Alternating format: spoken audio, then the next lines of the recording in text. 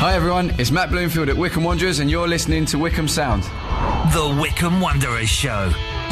Welcome along to the latest edition of the Wycombe Wanderers Show, the second officially in our series of Bob in America with Stars and Stripes. The first one, I guess, we couldn't speak to him because he was on a plane.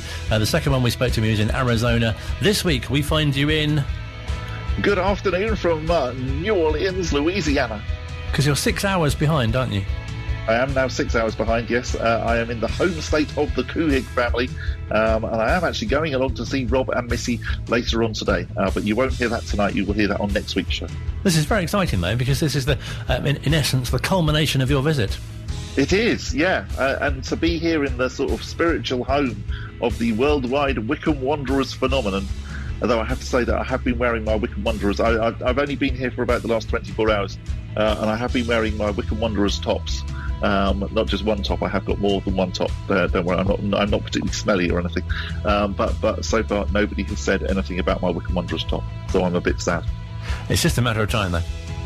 That's what I think. Definitely at some point, somebody who hopefully is not a Couhig is going to say something about my Wycombe Wanderers top. I think that sounds like something you could actually set up as well. You can actually make that happen and get that recorded as well for next week too. I will do my best to, yes. If anyone says anything, I will be there with my mobile phone ready to press the record button. Just with a Louisiana accent, that's all we want. Yes, okay. Still to come, this hour we'll hear from manager Gareth Ainsworth speaking after the game against Crewe, who of course were and still are bottom of the table. We will be hearing from former player Trevor Bunting. Absolutely, whose dad Colin Bunting has also been on the show. We're happy to speak to any Buntings, in fact. If we are. Get your Buntings out. And Trevor's got two sons as well, one of whom is also a goalkeeper. Well, there you go. I'm sure that we could manage to shoehorn them into the Wycombe Wanderers show somehow. A regular Bunting feature, I reckon. That's what we should have. Indeed. And also we'll be catching up with Ian Horswell, who is the chief executive of Jersey Bulls, who are playing at Adams Park. Next Saturday. In case you're wondering why we're just suddenly speaking to somebody from Jersey Bulls. Yeah, this is our series of random chief executives of other football clubs. Indeed, yes. Next week we'll speak to the guy from Guernsey. No, not really. But yeah, really nice that actually the club are hosting Jersey Bulls. No, absolutely. And we'll hear the connection coming up a bit later on with Ian. And, of course, we'll hear from manager Gareth Ainsworth when we spoke to him earlier on today, or in Bob's time zone overnight. Indeed, yes. And also after the Crewe game, of course, which I did actually manage to watch out here. And it was rather splendid. It was slightly nervy when, of course, Crewe pulled one back and you were thinking, oh, no. But actually, no, it was all fine. And that man, Lewis Wing, getting 2 goals, both of them incredibly well taken. I was particularly impressed with his first one, which he probably wasn't expecting because, of course, Crewe made a slight mistake by passing to him. And he smashed it in the back of the net. So what are your early thoughts of Mr. Wing? Very, very impressed so far. He's one of those unusual players. Because he's so tall, you sort of expect him to be a bit gangly and a bit sort of like clumsy. I'm probably speaking about myself here, and even maybe you, Colin. Guilty. But he's not like that. He's not like that at all. He's very, very coordinated. Looks really, really good. Definitely a very good find. And Sam Vokes as well seems to really stand out in the last few games, especially. Yeah, definitely as well. So Sam Vokes, of course, got the opener, and yeah, it's you slightly feel, and I am touching a bit of wood, or it might be Formica, I'm not quite sure. That it's all coming together. Maybe unfortunate that the results then the other day meant that actually we dropped back out of the playoffs. But even so, we're in the right position for the right time of the season. Because I didn't dare say this when I spoke to Gareth earlier, but I happened to see on social media there was a Twitter account who did a bit of a forecast as to how many points they thought Wycombe would get for the remainder of the season, and their forecast was 19. Oh, okay. And did they then say that would put us safely into the playoffs? Yes. Yeah. I think we're going to be okay. I think we'll be there. Because it does seem a bit of a shame that the automatics seem a bit out of reach, don't they, I think? Yeah, that is true. But fair play to Rotherham. They have sort of like pressed on, and yes, I wondered whether maybe Wigan's sort of like the fact that Wigan at some point seemed to have about 100 games in hand over everybody else would come to backfire on them, but it doesn't really look like it is. And annoyingly, that lot up the other end of the county that aren't even really in Buckinghamshire anymore look like they're doing quite well as well. So pressed on, they're another team, aren't they, entirely? Yes, I think they are. Nice to see that other team that are rivals of ours from the county of Cambridgeshire. So what was that phrase? Stinking out to the bottom of the championship at the moment. That did make me smile somewhat. Very, very good. Our show is becoming code all of a sudden. Yes, you probably know what all that means. If you're a regular follower of what was League One football, and as you say, for them now Championship football. Yes, yeah, but maybe not for much longer. No, absolutely. I read another comment that Wycombe could be playing Everton next season, which I thought was quite funny as well. That would be very, very entertaining. Frank Lampard's Everton, as you have to refer to them, of course. Yes, absolutely. Although by that stage they might not be Frank Lampard's Everton anymore. No, indeed. No, there's anything could happen between now and then, couldn't it, really? Well, yes, that's very true. On so many levels. But no, going back to the Crew game, just a decent performance. On top of the win previously as well. Just good to see that finally, we're back in that sort of winning momentum. And Ryan Tafasoli, a bit of a concern for him initially. Yes, yeah, definitely. Very nice to see that that he's sort of back and looking happy in the side. Be nice if we could have the chance coming back from Christmas about 12 years old, because I am very much missing that. And Gareth, of course, named an unchanged side on Saturday, which I think is a really good sign, isn't it? That things are getting a bit settled. Yeah, definitely. As I said last week, I do think actually we do look more settled when we play Mehmeti from the beginning. I think he prefers playing from the beginning. As I think I said last week, I always get the impression that if he comes on as a substitute, he slightly feels that he has to do everything that he'd normally do in 90 minutes in the time that he does, in the time that then he comes on. Whereas he always looks a lot more relaxed, actually, when he plays the whole 90 minutes. Definitely, I know that he came off right at the very end, by the way, against Crewe. But definitely, we're looking like a much more settled side at the minute.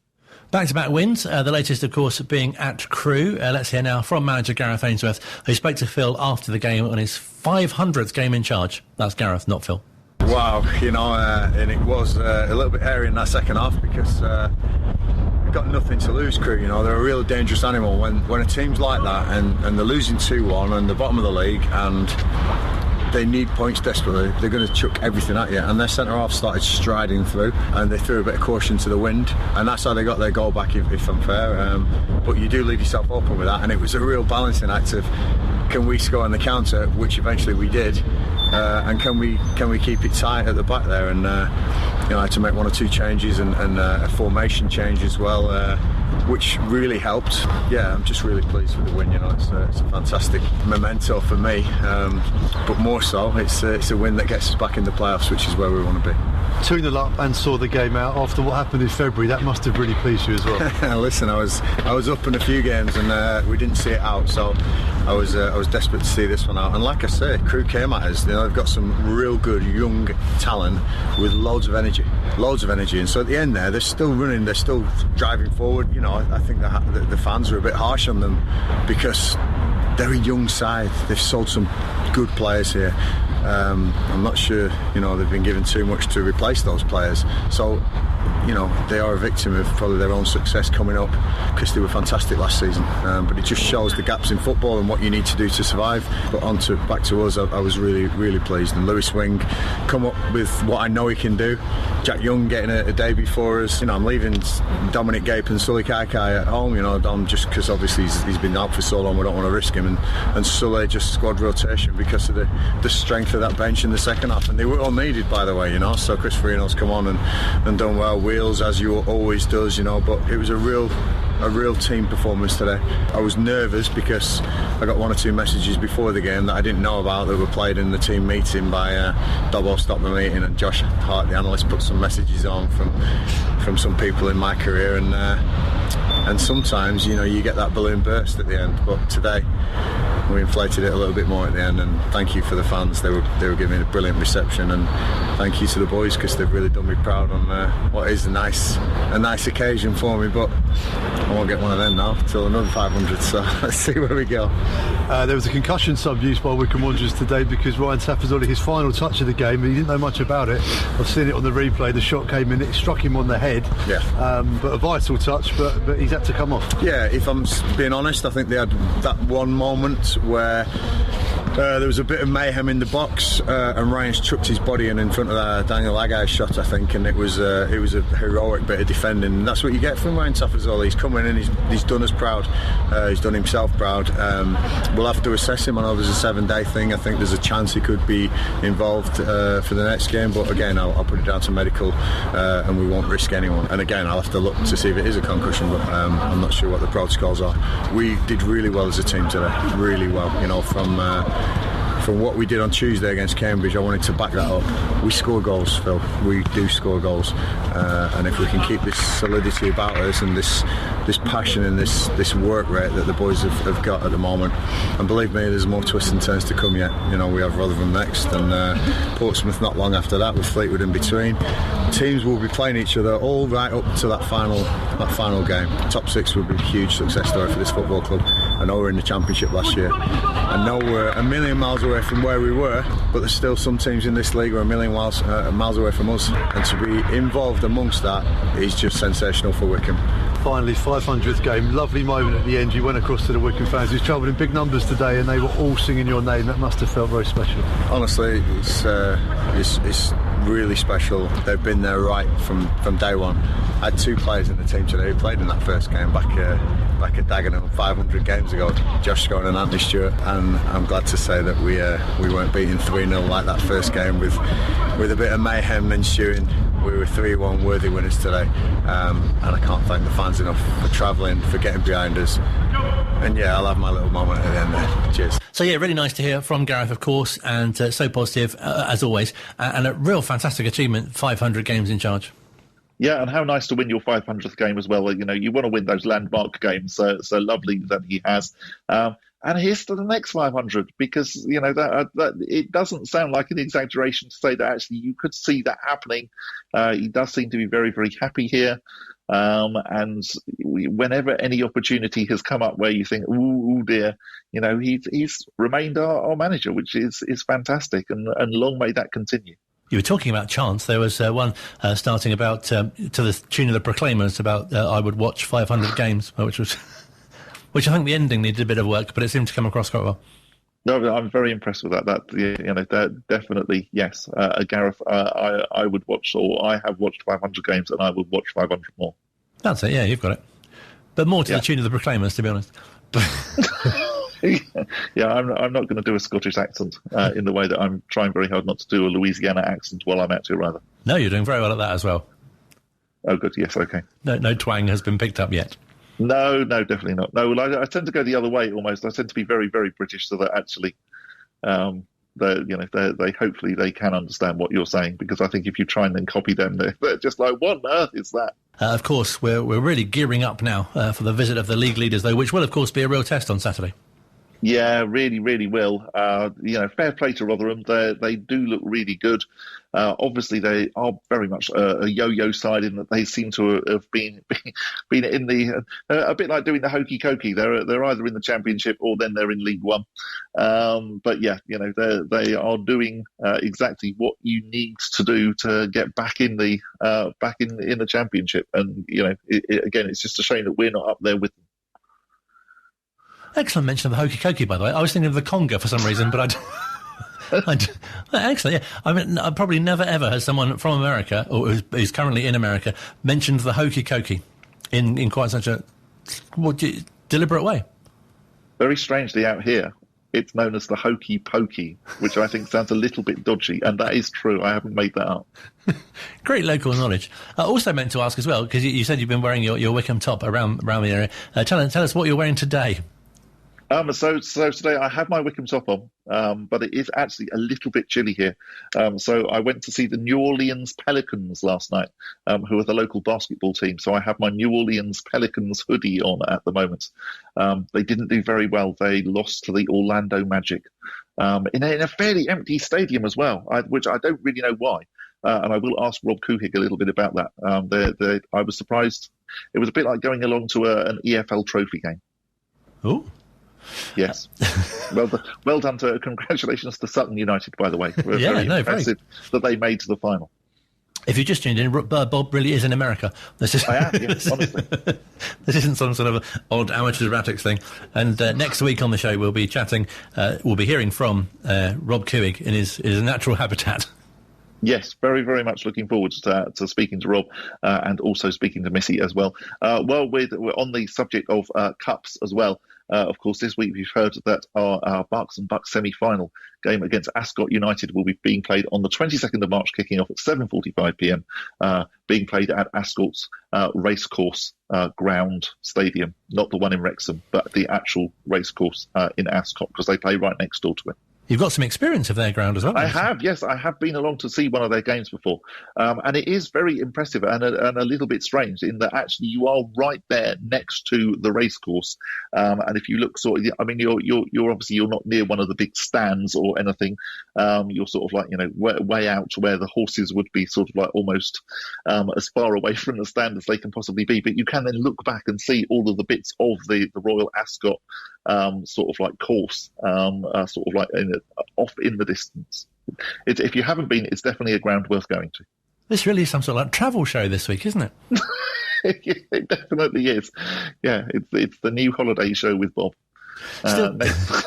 Next week I'll be going on one of those PGL courses that you could go along to on your summer holidays.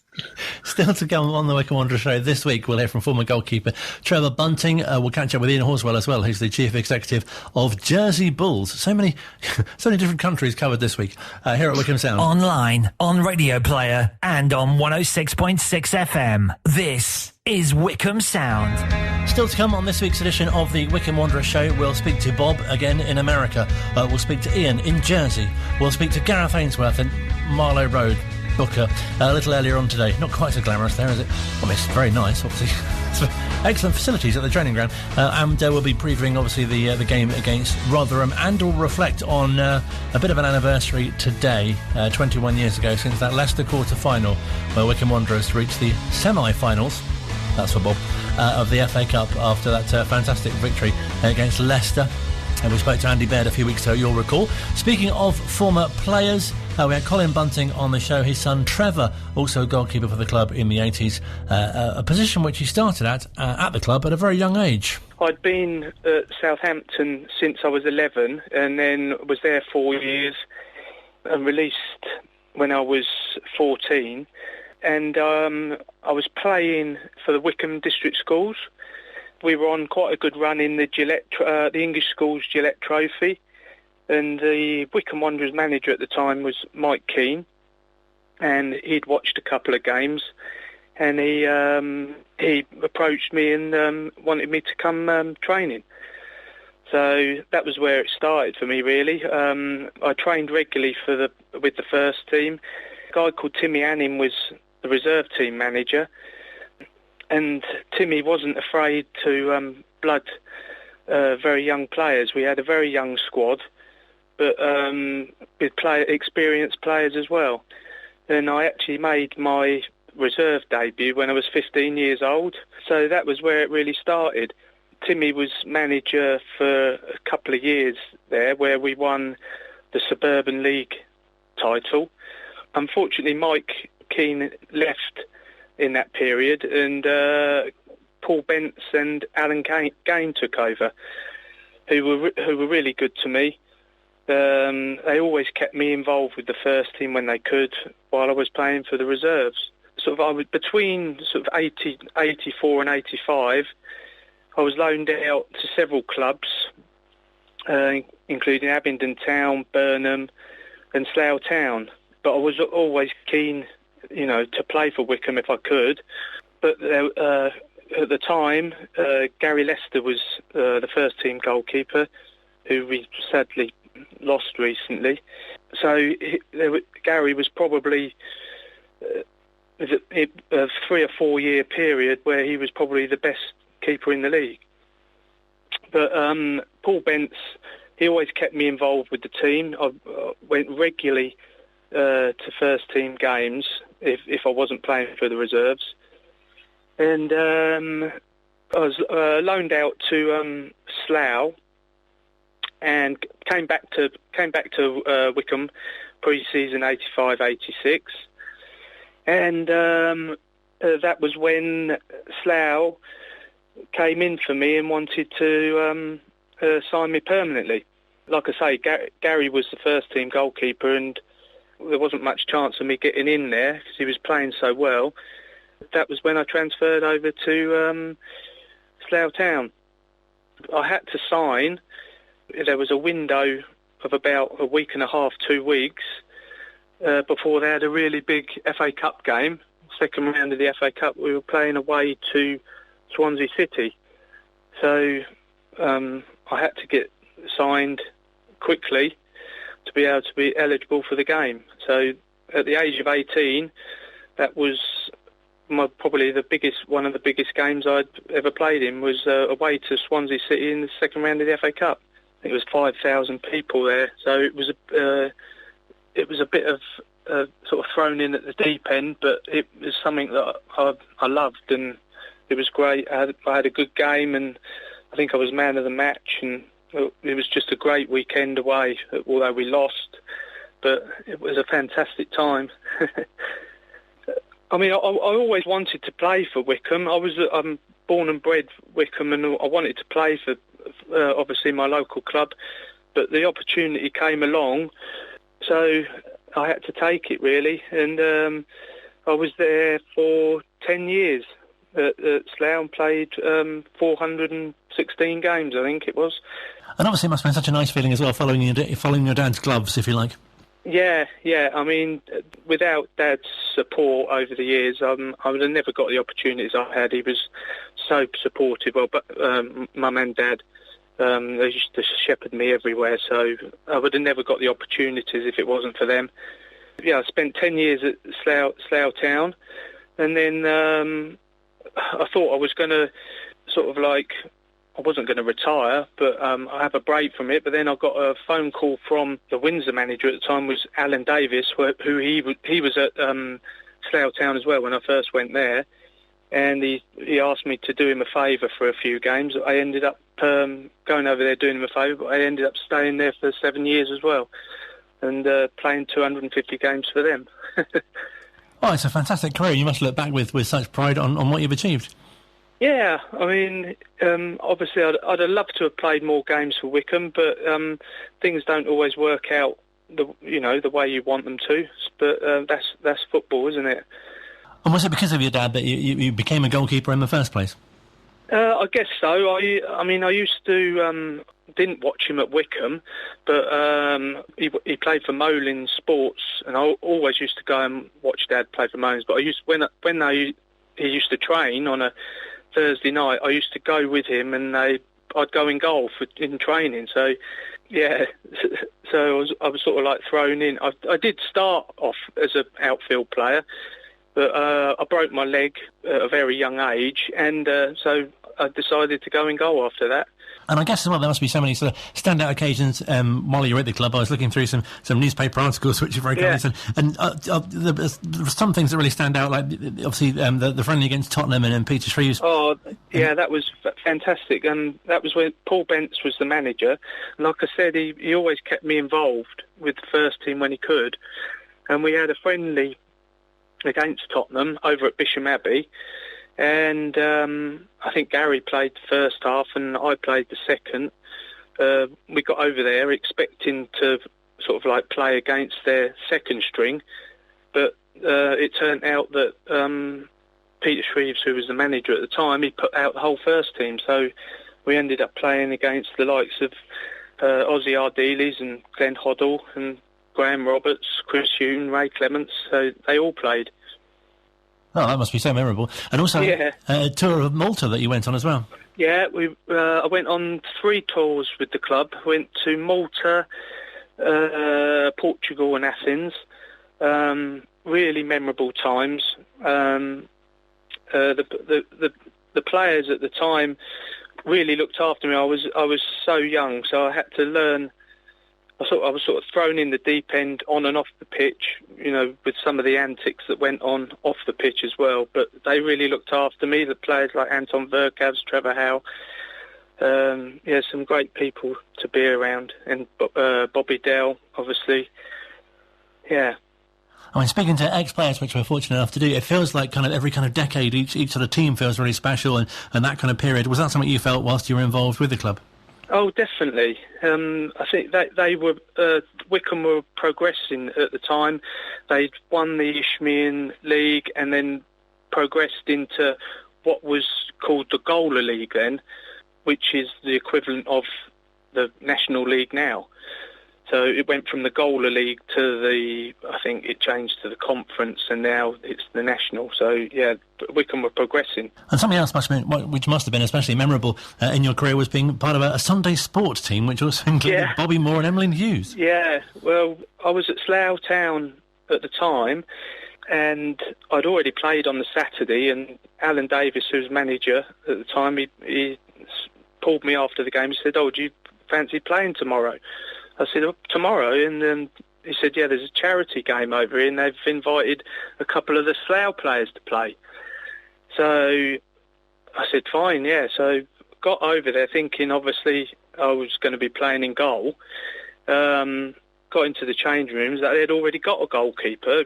It was actually Graham Roop, who at the time was the England cricket wicket keeper. So he played in goal, and I ended up playing up front with Malcolm MacDonald alongside, Emlyn Hughes was playing, and obviously it was a Bobby Moore 11, so Bobby Moore was playing as well, and it was something at the time you sort of took for granted, but when you look back on it, it's a memorable time, and something I'm glad my dad kept all the cuttings and programmes. Oh, definitely. All to look back on, yeah. It must have been so nice as well for you to be sort of considered such a prospect as well. And I was reading that the QPR were among the sides that were interested in you when you were at Wycombe. When I was at Wycombe, they came to watch a few games while I was playing for the reserves. And actually later on, they kept watching me. They offered me a YTS scheme there. A YTS scheme was replaced from the apprenticeship. Well, the apprenticeship used to be 2 years, whereas the YTS was only a year. And I'd already started college, and I thought it was more of a sensible decision to stay on at college that I'd started. That's just one of those things.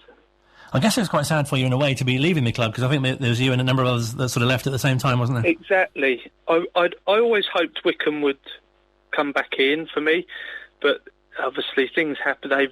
They progressed so much. The keeper that came in may have been Paul. I think it was Paul Hyde, and he was a very good keeper as well. I think he went on to play Football League, but they progressed so much. And although Slough, I think the year that Wycombe got promoted to the Football League, I do believe we finished third to them. So we pushed them that season, but unfortunately we didn't push on as much as they did. But it was a great experience. Did it feel a bit strange in a way going to Slough? Because obviously people from Wycombe didn't seem to really have much fond feelings for Slough. No, I know, but there was lots of links with the two clubs, because at the time when I went there, Alan Davis was the manager, and Mike Keane, he had links with Mike. That was Mike Keane's brother-in-law. So he'd already seen me and knew what I was about. And Alan was also I think he was the assistant with Mike at Wycombe. So there was that link with them, and several other players followed, actually, the likes of Kenny Wilson came to Slough. I think a lot of the Anton Verkovs, he came for a little while. Mark West, well, after a great period at Wycombe, he came to Slough. So there was a lot of players that actually came to Slough after their time at Wycombe. And you mentioned Paul Hyde and Gary Lester, of course, and Wycombe seem to have had such a great record of top goalkeepers, don't they? Oh, yeah. I mean, ever since... I was brought up with the names from the past, obviously, with Dad. So I think John Maskell took over from Dad. And I think from that sort of period, they were always renowned for having good goalkeepers. And that must be something you kind of look out for as well in sort of after your time at the club as well. Yeah, I always keep an eye on how Wycombe are doing. I mean, I coach at the Fab Football Academy, where I coach young goalkeepers. So I'm always interested on how young goalkeepers are doing in the area. I've been doing that for the last 10 years, which has been great as well. So you're still locally based yourself? Oh yeah, locally based, yeah. And I spend my Saturdays, since retiring, packing up, I've spent my Saturdays watching my boys. So my son Sam, he was also a goalkeeper. He went to the Fab Football Academy, and my youngest son Callum, he's a centre forward. He went to the Fab Football Academy, and they've both had. Unfortunately, Sam doesn't play anymore because of injury, but Callum's playing at Binfield in the Isthmian Southern Central League. Oh, fantastic. And so nice to have 3 generations of goalkeepers as well. Yeah. Well, Sam actually had a short period at Wycombe as well as an under-14 when they had a youth team. But he done particularly well. After doing the Fab Academy, he was picked up by St Johnstone, and he couldn't have gone any further north. But yeah, he had a short period up there. And just finally, how do you look back at your time at the club? Oh, fond memories of Wycombe. Like I say, I was Wycombe born. I always wanted to play for the club. Just unfortunate that I didn't play more games for them. But fond people that I met, the likes of Brian Lee, who was chairman at the time, he was very good to me. And managers, Paul Bentz and Mike Keane. If it wasn't for them, I would have never got the opportunities I had. So some great memories. It just seems to be something quite unique, doesn't it? Football, that the dressing room and the players and the camaraderie and the relationship with your teammates, but also, as you say, managers as well. Yeah, definitely. It's always interesting to see where they are now and what they're doing. Some of obviously I get to meet a lot of the players who I played with at the golf days and other events that Alan and John organise for the ex-players, which is an absolute fantastic job what they're doing. They're doing a great job, and it's great for the older generation to still keep in touch with the players that they've played with in the past. It's great. I mean, I was brought up with all the sort of like Dad's era. I was brought up with all those names at the dinner table. The likes of Len Worley and Keith Samuels, all those names, and Tony Horseman, all the likes of those I was brought up with. I do remember when I was young, very young, I used to go with Dad over to Bisham Abbey, where an over 40s league was set up, and Wycombe had a team in that, and it was all ex-Wycombe players such as Tony Horseman, Keith Samuels, Dad, Barry Darville, Len Worley. They were all playing. It was a great time. Online, on Radio Player, and on 106.6 FM. This is Wycombe Sound. Still to come on the final part of the Wycombe Wanderers Show. More from Bob, who, if you've just tuned in, is in Louisiana. If you haven't tuned in, just tune in. He's still in Louisiana, 6 hours behind. He doesn't know what's ahead of him. Also, we'll hear from manager Gareth Ainsworth, who we spoke to earlier this morning at the training ground. But first, you might have heard in the news that Jersey Bulls, who are the southernmost team in English football, are looking for a ground to play their home games at, whilst their ground is being refurbished. I think that's the correct expression. And they're coming to Adams Park next Saturday when Wycombe are away to Portsmouth. And I've caught up with their chief executive, Ian, who has the story behind, well, it. Here in Jersey, our stadium, Springfield, it needed to have some improvements made to effectively meet the ground grading requirements that the FA League require for a team at our level and the level above. So what we're doing, we're having some work done on the ground that will make us, future-proof us for, several promotions into future, if that can obviously happen on the pitch. So sadly, because it's a government-owned facility, we couldn't control when the grounds works would be completed, and they need to be completed by the end of this month. So the diggers have come in, and I popped down to the stadium last night, and all the fences have now gone down. So everything's on track to be completed by the end of the month, which is super exciting.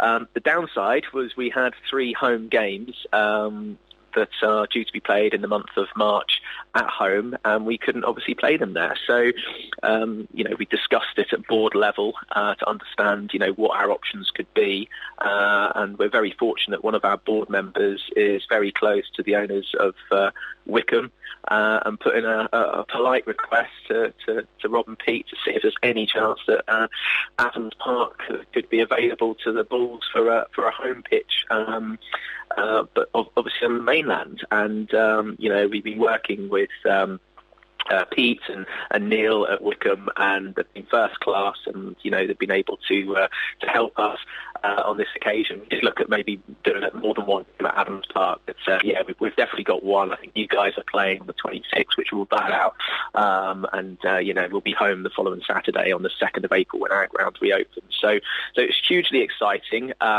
We've still got 2 games to play before we come to Adams Park, so the football focus is very much on Saturday, but it's going to be a huge opportunity to play at Adams Park. So have there been any other challenges in sort of arranging it and obviously getting the team over here? No, this is what we do every other week. So, we travel first thing in the morning on a Saturday. We get our minibuses that take us to whatever ground we're playing at.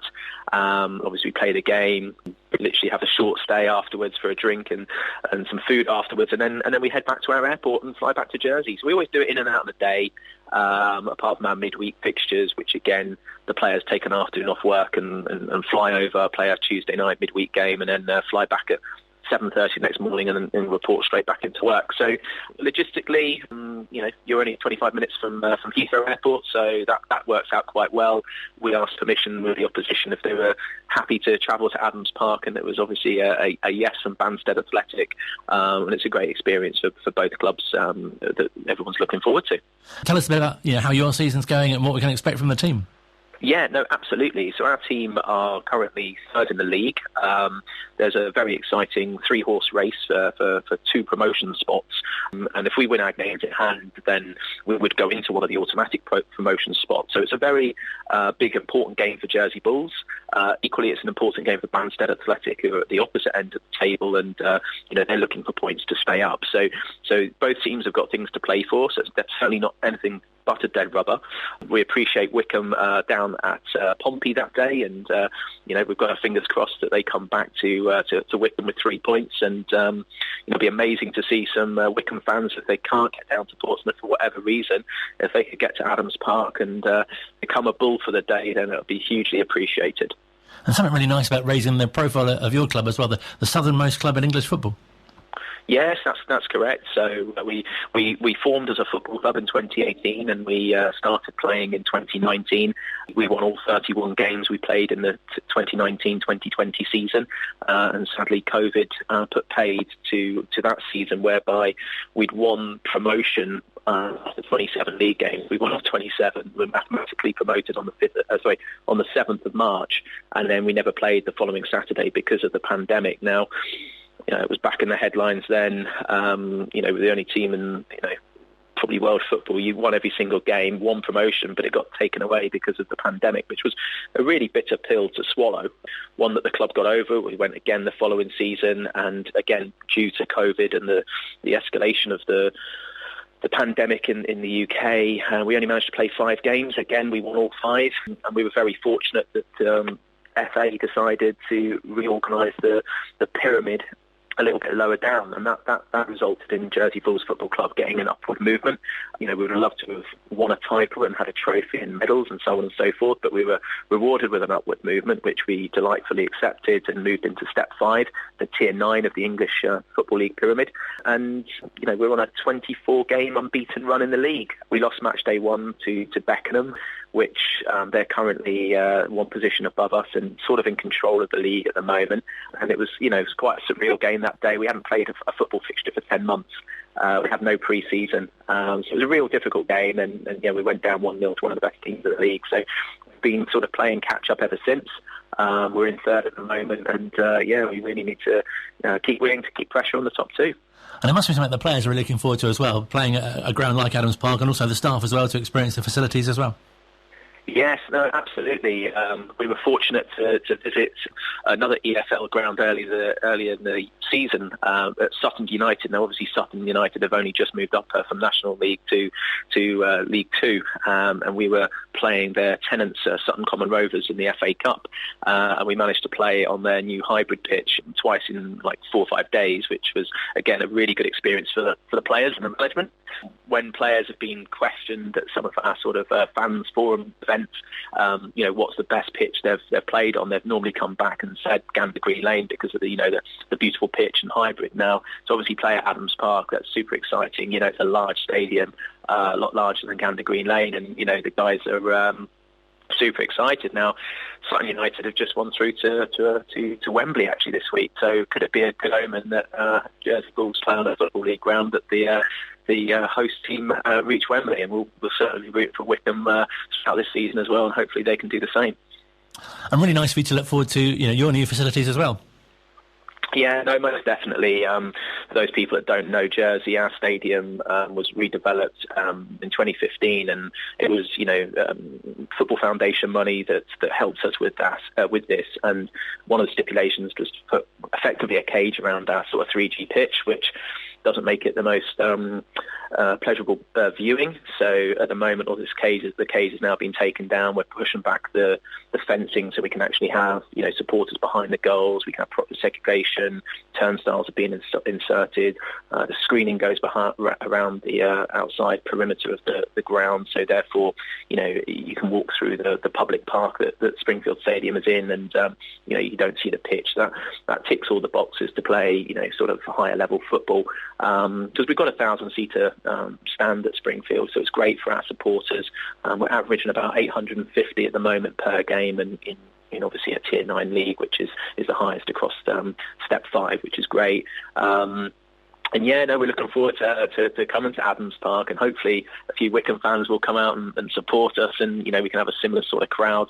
Yeah, and it's something that everybody involved, as you said, the management, the players, club officials, and for those people that cannot be over in person, we'll live stream the game back to Jersey so people can watch it back in the island. I'm sure lots of Wycombe fans as well will adopt Jersey Bulls' second team as well. Yeah, we hope so. And these are the kind of things, it's relationship building, and, you know, off the pitch as well. You know, Wycombe are, you know, they've really embraced technology, and that's something that we like to learn as much as we possibly can from, you know, Pete and Neil and other people at the club. Everybody we speak to, obviously they're a professional club, so anything we can learn and raise our club, you know, whether an extra 5 or 10% through whatever method or means, that's really, really valuable to us. So again, you know, our match day announcer will be coming over, and you know, he's using technology at Adams Park that we certainly don't have at Springfield. Again, there's a scoreboard. A scoreboard's something that we want to be putting in at Jersey. So there's all these little things that are just you know, really good things that we can learn from the guys at Adams Park and take back as well. The scoreboard is very impressive. Yeah, no, we're looking forward to it, and we just need a little bit of training on how we use it. We'll probably minimise it to goals and time, but obviously if there was a Wycombe goal down at Fratton Park, then we'd have to make sure that a goal alert flashes up on there somehow, and make sure our stadium announcer does announce any goals that Wycombe score down on the south coast. But yeah, no, it's again. We've developed relationships with other professional clubs because, they've come to Jersey and, they've had a pre-season game here and things like that. And, definitely the door is open to Gareth and the boys to come down to Jersey at some point in the future. And, some of the pro clubs that have brought fans down, they've said it's one of their best away days or pre-season matches they've had. So it'd be great to have Wycombe in Jersey at some point in the future as well. I'm sure that would go down well. No, it sounds fantastic. Well, obviously, wish you all the best for next Saturday. Hope it's a great day, and you get a great result as well, of course. Well, yeah, no, fingers crossed. We're coming for 3 points. That's the target, and it's really been a pleasure to speak to you, and thanks for having us on. Ian Horswell, who's the Chief Executive of Jersey Bulls, who will be playing at Adams Park next Saturday, speaking to us here at Wycombe Sound. Someone who'll be playing at Adams Park this Saturday, though, is Wycombe boss Gareth Ainsworth. He'll be leading his side, looking for 3 straight wins. Spoke to him earlier on today after, 2 straight wins. And you might recall he said on last week's show that you're only as good as your next game. I'm really proud of the boys, the way they've applied themselves in the last 2 games to sort of get back on track, if it were. I know the expectation level's been risen here massively, so beating Crewe and Cambridge is getting back on track. That's great for us, but we've got the next game now, and it's true to my statement, all I'm thinking about now is how we're going to beat Rotherham on Saturday. But we do review the games, and Matt Bloomfield does a brilliant presentation every Monday or Tuesday with the boys and goes through, he clips the game afterwards. He spends the weekend clipping the game, good and bad bits. And just awesome to reflect and to see the good, the bad, and then again improve for Saturday, which will be a total different test. But it's brilliant to get the 6 points out of the last 2 games, and believe me, we needed them. You look at the results now, and it's getting really to the business end of the season, which is where we want to be. We know where we want to end up, and we know what it's going to take. So really, really pleased to be back to winning ways. How's Ryan been after his injury? Yeah, Ryan's okay. I think it was a suspected concussion, and I think he had a problem with his ear. I haven't got the details totally, but I know that he was very unsteady on the pitch. But obviously, your ear it gives a lot of balance issues, and I think Josh Scowen had something very similar earlier in the season. But Ryan, I think we'll have to look at him and follow protocol. But he's up and about, which was great. To lose him would be a big blow. But we'll see whether we can include him on Saturday or not. And really good for Lewis to get 2 goals on Saturday, his first since arriving at the club, and that really bodes well for the challenge that awaits on Saturday as well.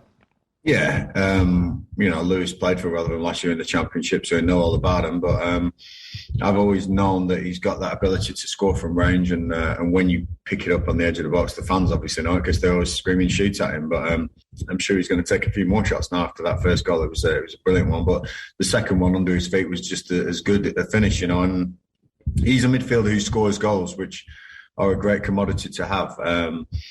I've spoke about what I want to work with him personally on, and we're going to work on stuff like that. But going forward and shooting from the edge of the box, there's nobody better. He puts some serious whip and dip on the ball, when he hits it, and keepers, very, very often get beat by Louis Swing's strikes. It's just getting him around the edge of the box and getting him on the ball. But he's played some great play in some of our build-up on Saturday, and I think first half we played some of the best stuff we've played for a long time going forward. And Lewis, Darryl, Gareth, Jason, and it's all at the heart of it there. That right-hand side seems to be going really, like clockwork. Down the left, it was a little, I think, more slim pickings at pitch as much as anything. Crewe have this massive stand that shades one side of the pitch, which honestly, one side is like a beach and one side's like Wembley, and it's a real tough one to get used to. But I thought first half we were very good going forward, and if we can replicate that sort of intensity against Rotherham, which we're going to need to do, then it'll bode well for the game. It does set things up really nicely for Saturday, 2 of the top teams in the division. Yeah, it's a big game, obviously. Two of the probably billed as the most physical teams in the division as well. As I keep saying, I'm not sure about us anymore compared to what we used to be, but people keep billing us as this big, heavy physical side. We'll have to start some challenges on Saturday, believe me, because Rotherham are the leaders for a reason. They're very functional. They've got a good manager. They like to get the ball forward into Smith. They put plenty of crosses into the box. All these things that we're aware of. We're going to have to look out for, manage, and impose some of our stuff on Rotherham as well. So, been here before, and I think we've had a decent record against Rotherham in recent years. So, I'm looking forward to the game. I was going to say, if anyone knows how to beat Rotherham at Adams Park, it's yourself. I understand you got the winner last time it happened. I can't remember, but yeah, that's great. It's a game that obviously it means a lot to everyone, and it's going to be pivotal going into these last 9. But as I always say, going on past glories is not something I'll do.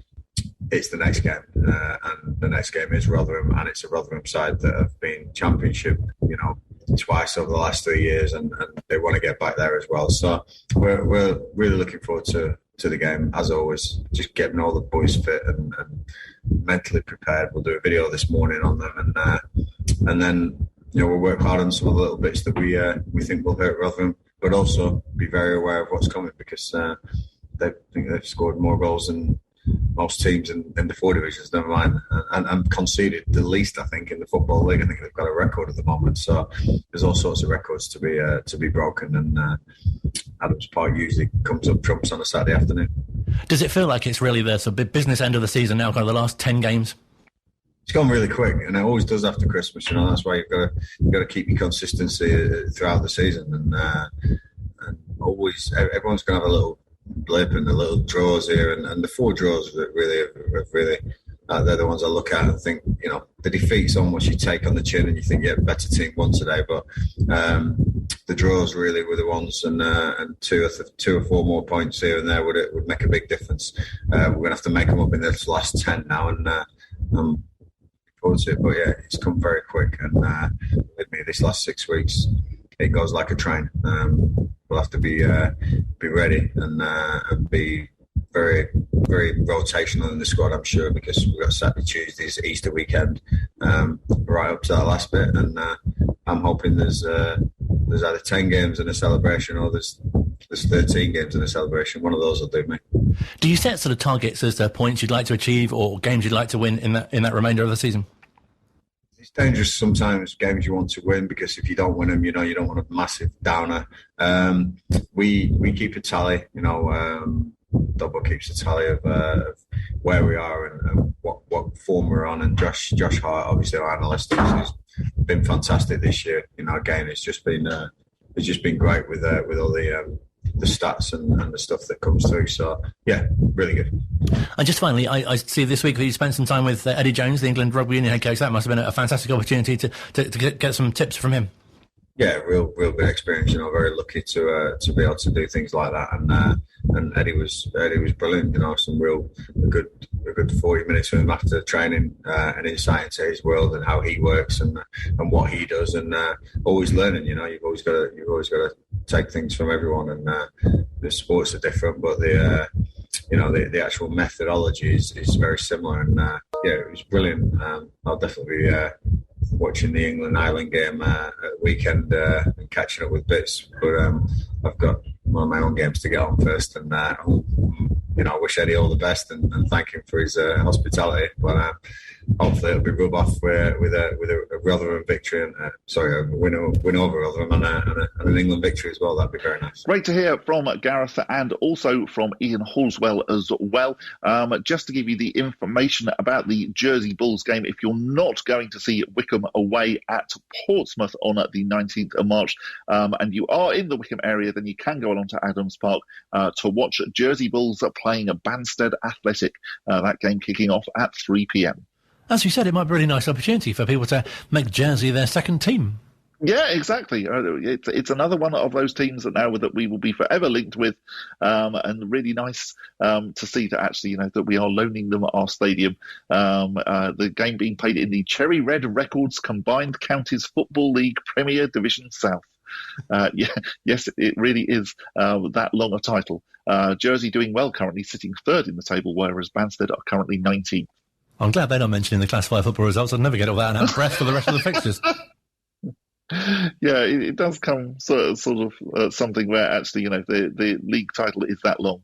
It should be, the longest thing in the classified check should be Queen of the South, really. Absolutely. Then you're near the end as well. Really great to chat to Dave Ward recently as well on the show, and Wycombe Wanderers win season finally coming to an end this weekend as well. Yes, so they rearranged the game away to that team that sound like an ice hockey outfit, but aren't actually the Winchester City Flyers. They will be away to them this Sunday with a 2 p.m. kickoff. And of course, today, the 10th of March, is a bit special as well, because it's 21 years since that Leicester quarter-final. I'm quite impressed that we managed to get the whole way through the programme without mentioning that. Yes, happy Roy Essendon Day, as I think of it. And it's amazing that it's 21 years ago, because I can still see all of the images in my mind now. I can see Essendon leaping up to head in the goal. Laurie Sanchez, of course, watching on the monitor because he'd already then been sent off, and then running back out onto the pitch. And then fantastically, because if you remember, I think it was Mark Lawrenson who was very, very dismissive of any chance that Wycombe had of beating Leicester. And so Laurie Sanchez went along and actually was in the Match of the Day studio for the edition that night, which was a really, really nice thing to do. And yes, I think Mark Lawrenson was probably slightly squirming as Laurie sat there grinning next to him. No, definitely. And of course, we had Andy Baird on the show recently who was saying, it was such a strange time because they were so short on forwards, which of course is why the appeal went out on either CFAX or Teletext, whichever version, or perhaps both, depending on which version you read. But yeah, Roy Essendon seemed to literally come from nowhere. Yeah, I mean, just a whole incredible story. And as that game approached, we had more and more injuries. So actually, you were wondering very much, who on earth is going to play? And of course, when he scored, people were really thinking, well, who is this guy? He will be always forever linked with Wycombe Wanderers, even though he only played for us a few times. No, absolutely, a real cult hero. I mean, so many sort of cult heroes at clubs, especially at Wycombe as well. But very nice to have that link, and obviously the game that went on to lead to as well with that semi-final against Liverpool at Villa Park. Yeah, definitely. I mean, the whole thing, I know that the whole thing has been written up into a book. So there's the Small Town Dreams book, which is all based around Wycombe's cup run that year. But really, actually, it could be turned into a Hollywood film. Really, the fact that we managed to then get past Leicester and, did so well against Liverpool as well. You have to remember that Liverpool were flying at that time. And, they won all of the cups basically that season. And we managed to score against them when actually other teams such as Barcelona didn't manage it. No, it sounds fantastic. Really great to be able to sort of make memories, and who knows what's still to come on the remainder of this season as well. Don't forget, on next week's show, Bob will be reliving his Louisiana experience, tasting the food, seeing the sights, smelling the smells, and chatting to Rob and hopefully Missy Kuig as well. There's the chance that you could get to go to the bookshop a bit later on as well, the hallowed bookshop. Yes, I'm very much looking forward to that. And of course, I'm looking forward to meeting the Kuhig's dogs as well and finding out whether or not they wear Wycombe Wanderers dog leads. You've got to hope so, haven't you? You would think so, yes. Or dog leashes, as they're probably called here. Yes, good local knowledge there as well. Thank you very much. Yes. And we'll speak to you next week. Yes, I'm very much looking forward to it. Go Pelicans, as they say over here.